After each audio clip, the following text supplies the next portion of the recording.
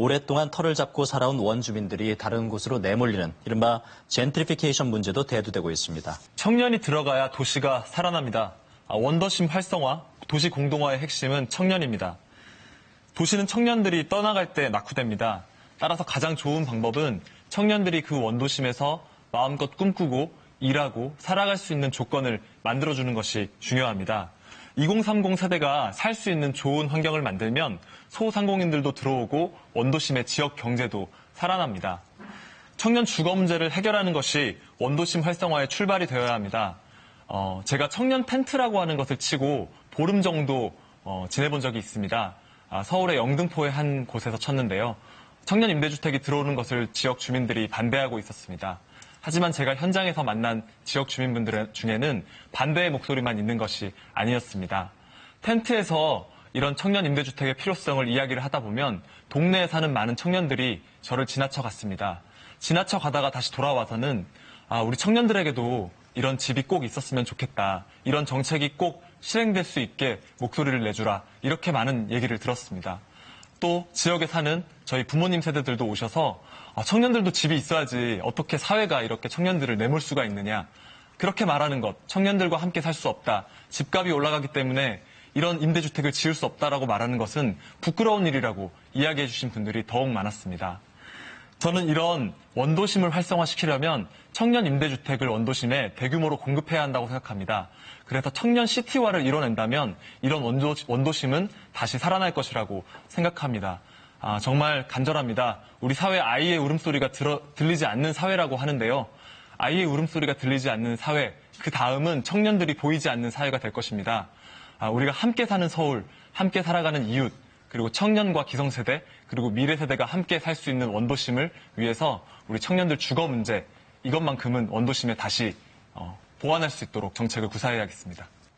재활용 폐기물 문제와 관련해서 어떤 대책이 마련되어야 한다고 보시는지? 미세먼지만큼 또는 미세먼지보다 더 무서운 게 있습니다. 미세 플라스틱입니다. 미세 플라스틱은 이 플라스틱이 분해되죠. 분해될수록 점점 더 작은 입자가 되는데요. 이 미세 플라스틱은 하수 처리장에서 제거가 되지도 않고요. 우리 인체에 그대로 들어오는 경우들이 많습니다. 특히 세안제나 스크럽제, 그리고 치약 같은 생활용품에 널리 사용이 되고 있는데요. 아직까지 우리나라에서는 한 10% 정도만 이런 물질들이 규제를 받고 있다고 합니다. 특히 이 저항력이 약한 미래 세대 그리고 아이들에게는 어떤 치명적인 위협을 야기할 수도 있다고 생각합니다. 이런 미세 플라스틱 걱정 많으신 거 이미 알고 있습니다. 우리 삶으로부터 이런 미세 플라스틱을 퇴출시켜야 된다고 생각합니다.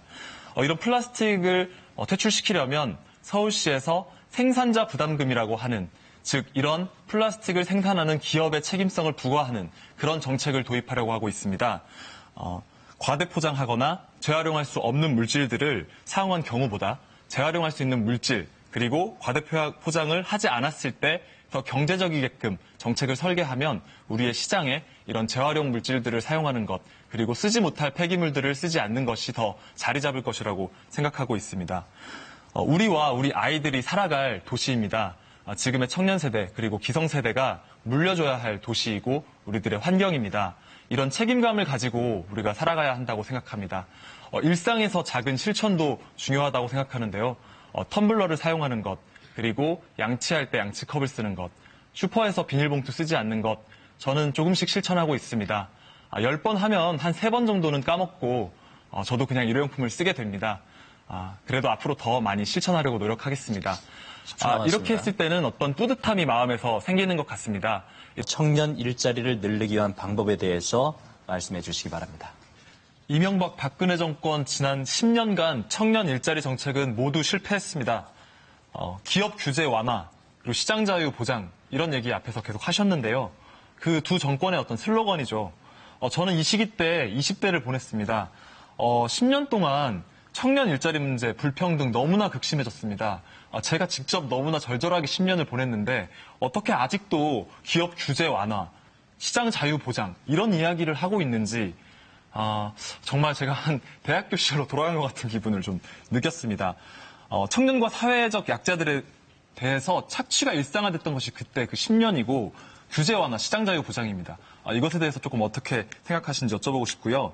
아까 청년수당 말하면서 일을 하지 않게 하는 것이라고 하셨는데 청년수당이 만들어지는 과정 그리고 청년수당을 받았던 청년들의 이야기를 한 번도 들어보시지 않았다고 저는 확신합니다. 이 청년수당 문제, 이 정책은 박원순 시장님이 굉장히 지금 후보님이시죠.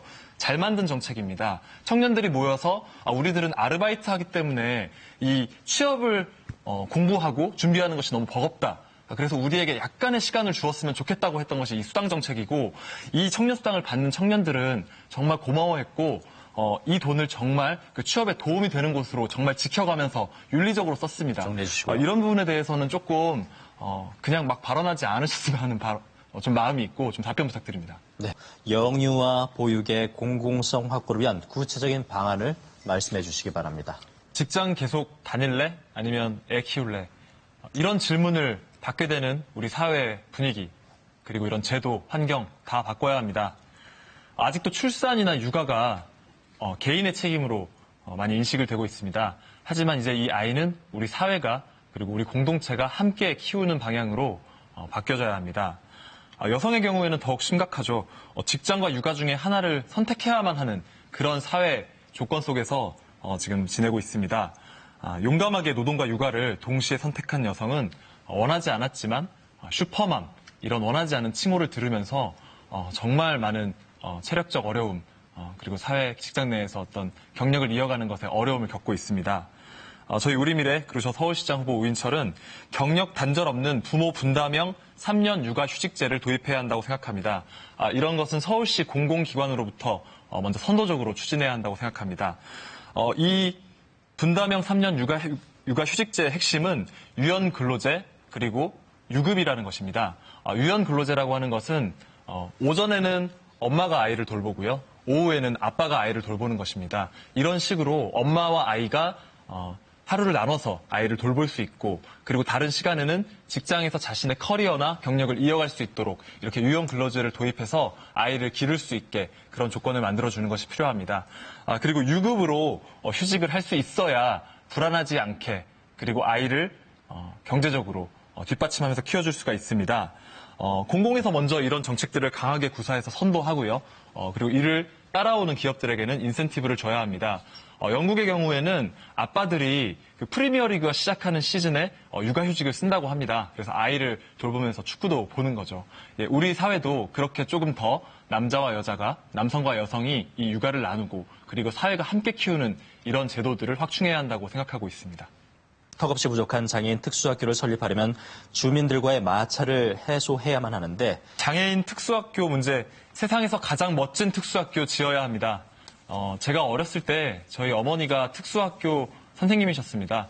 저는 거기 숙직 서실 때 자주자주 따라가서 그 장애인 학교, 특수학교에서 활개치고 뛰놀았던 기억이 있습니다. 그런데 TV로 보았습니다. 어머니들이 무릎을 꿇었고요. 다른 한쪽에서 쇼하지 말라고 소리 질렀습니다. 정말 마음이 많이 아팠습니다. 왜 그렇게까지 해야 하는 것일까요? 인근 주민들의 대표적인 반대 이유는 집값 하락이라고 합니다. 집값 하락되지 않도록 특수학교 정말 멋지게 지어야 된다고 생각하고 그렇게 지을 수 있습니다. 체육관 시설, 편의시설, 수영장이 있는 그런 특수학교가 있다고 합니다. 그런 곳을 주민에게 개방하고 사용할 수 있게 했더니 많은 주민들이 굉장히 반겼다고 합니다. 집값이 더 올라서는 안 되겠지만 그렇게 멋지게 지은 특수학교 인근의 집값은 주민들이 우려한 것처럼 떨어지지 않았다고 합니다. 장애인과 그리고 주민 이렇게 나누는 것 이제 우리가 거부해야 합니다. 지금 많은 분들이 이용하고 계시는 지하철 엘리베이터 역시 장애인분들이 직접 목소리를 내서 만들어진 것입니다. 앞으로 이렇게 우리 사회의 많은 약자들 그리고 장애인들 그리고 우리 이웃들이 함께 살아가는 서울을 위해서 더 많은 정책적 수단들을 동원해야 한다고 생각하고 있습니다. 다른 동물과 사람의 공존을 위한 좋은 방안이 있을지. 우리와 동물들이 함께 살아가기에 아직은 많이 서툴 수도 있습니다. 하지만 이제 우리는 가족이 되었습니다. 반려견 인구가 1,000만 명인 시대가 왔고요. 반려견으로 인한 각종 사회적 문제들이 발생하고 있고 이런 것들을 어떻게 풀어가야 하는지 우리 사회의 어떤 합의나 지혜가 필요한 시점입니다. 먼저 정책적으로는 저는 서울시에 반려지원과가 신설되어야 한다고 생각합니다. 이 담당하는 정책과가 생겨야 예산이 편성되고 실효적인 어떤 정책들이 구사될 수 있는데요. 이를 통해서 반려가족들의 삶을 뒷받침해줄 수 있는 종합적인 정책을 수립해야 합니다. 첫 번째는 반려가족을 대상으로 한 각종 상담 및 강의 그리고 교정 교육 같은 것들을 실시하겠습니다. 문제 해결을 위해서 반려견이나 견주가 함께하는 그런 문화교실들도 열 수 있겠고요. 이런 어떤 예절 교육, 사회화 이런 것들이 가능할 수 있도록 어떤 생명 존중과 어떤 반려 문화를 조금 긍정적으로 함께 살아갈 수 있도록 만드는 것을 이런 지원과를 통해서 실행을 해야 한다고 생각합니다. 두 번째는 반려동물의 건강 위해서 반려동물 등록제 실시하고요. 각종 건강보험들에 대한 지원을 실시해야 한다고 생각합니다. 한번 다쳤는데 수술비가 100만 원, 200만 원이 되는 거예요. 그러면 아이들 마음이 너무 아프고요. 키우는 부모 그 입장에서도 너무나 마음이 아프고 버거웠습니다. 이런 현실들 이제 우리 사회가 조금 더 짐을 나눠줘야 한다고 생각합니다. 네. 끝으로 무단주차 해결 방안입니다. 주차난 심각한 건 다들 알고 계실 텐니다. 무단주차, 일단 무단주차 전에 주차하기가 너무 서울에서 좀 어렵습니다. 이런 부분들 해결하려면 서울시에 있는 모든 공공기관에서 심야에 무료로 주차장을 개방해야 한다고 생각합니다. 공원주차장, 서울시 산하의 법인, 그리고 공공기관들, 이렇게 밤에는 비어있는 주차장들이 있습니다. 이런 곳들을 시민들에게 개방함으로써 이런 주차난 해결해야 한다고 생각하고 있습니다. 조금 더 기술적인 부분들을 활용한다면 내비게이션에 지금 내 근처에 어떤 주차장이 있고 자리가 어떻게 비어 있는지를 실시간으로 좀 알려줄 수 있는 이런 좀 시스템을 좀 구축할 수도 있다고 생각합니다. 서울 주차 정보 공유 플랫폼인데요. 이런 여러 가지 아이디어들을 모아서 주차에 대해서 조금 방법들을 마련해야 한다고 생각합니다. 저 앞에 김진숙 후보님이나 신재우 후보님 여러 가지 주차 문제에 대해서 대부분 저도 좀 동의하는 입장에 있는데 아까 제가 들은 것 중에 차량 이부제를 얘기해 주신 적이 있었는데요. 그리고 혼잡 통행료도 이야기해 주셨습니다. 저는 차량 이부제는 지금으로서는 조금 무리한 정책이라는 생각을 하고 있습니다. 환경이 매우 중요하지만 현실적으로 이 일터와 내가 사는 집터 간의 거리가 굉장히 멉니다. 이런 경우에는 차가 없으면 회사를 나갈 수 없는 그런 조건의 상황들인 청년들 또는 직장인들이 너무나 많습니다. 이런 것들이 개선되지 않으면서 그렇게 정책을 구사하는 것은 좀 무리라는 생각이 들고 혼잡 통행료 제가 남산 2호 터널 통과하는데 2,000원씩 내는데요. 또 더 시민들에게 통행료를 걷겠다는 게 조금 의아한 마음이 들었습니다. 네. 우인철 후보가 김진숙 후보자에 대해서 질문을 이렇게 했습니다.